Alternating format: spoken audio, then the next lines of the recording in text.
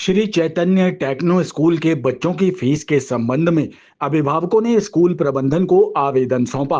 अभिभावकों का कहना है कि स्कूल प्रबंधन कलेक्टर गाइडलाइन मानने को तैयार नहीं है। स्कूलों की हर क्लासों की फीस पिछले वर्ष की फीस की अपेक्षा दोगुनी कर दी गई है। कक्षा 9th की पिछले वर्ष 39,600 रुपए फीस थी, जो इस वर्ष 70,000 रुपए कर दी गई है। अभिभावकों के बड़े प्रयास के बाद एजीएम ने 10% फीस कम करने का आश्वासन दिया है।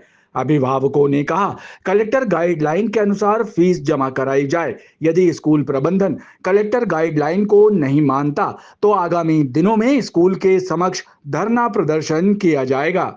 मांगे पूरी नहीं होंगी तो उस विषय पे सभी अब अभिभावक सभी लोगों ने सोचा है कि उग्र आंदोलन करेंगे। जो भी संभव होगा हर तरह से प्रयास करेंगे। डीओ साहब के पास जाएंगे और कलेक्टर महोदय के पास जाएंगे। पिछली वर्ष भी ये कलेक्टर गाइडलाइन मानने को बिल्कुल तैयार नहीं थे और सबने हमने एसडीएम साहब के समक्ष और थाना प्रभारी वगैरह सबको आवेदन दिया था और यहाँ पर स्कूल का घेराव किया था, जिसके बाद प्रशासन के सामने इन्हें आश्वासन दिया था कलेक्टर गाइडलाइन मानेंगे और फिर भी लास्ट तक उस चीज से मुंह करते रहे बात से और अंततः इनको माननी पड़ी सभी पेरेंट्स के दबाव में।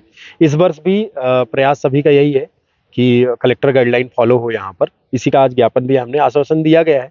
अब सोमवार तक का समय है, देखिए सोमवार के बाद क्या होता है। पूर्व नालंदा पब्लिक स्कूल धनवंतरी नगर इस समय जो टेक्नो स्कूल के श्री चैतन्य टेक्नो स्कूल के नाम से चल रहा है, उसमें फीस की संबंध में आज करीब 100 से 150 अभिभावक से चर्चा करने प्रिंसिपल, एजीएम और डीन से आए थे, जो उनके द्वारा आश्वासन तो दिया गया है लेकिन पिछले वर्ष की अपेक्षा दूनी फीस बता रहे हैं। कलेक्टर गाइडलाइन के अनुसार पिछले साल पूरे स्कूल के गार्जियन ने दी थी।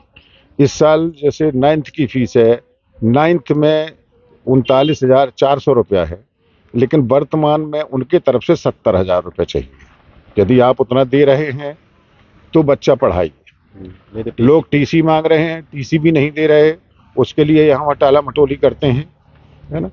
और ये पिछले वर्ष परीक्षा समाप्त होने तक लगातार गार्जियन के ऊपर दबाव बनाते रहे कि आप फीस जमा करिए, कलेक्टर गाइडलाइन नहीं मानते। तो हम लोग अभी तो इनको ज्ञापन दिए हैं, इनने सोमवार तक का टाइम दिया है।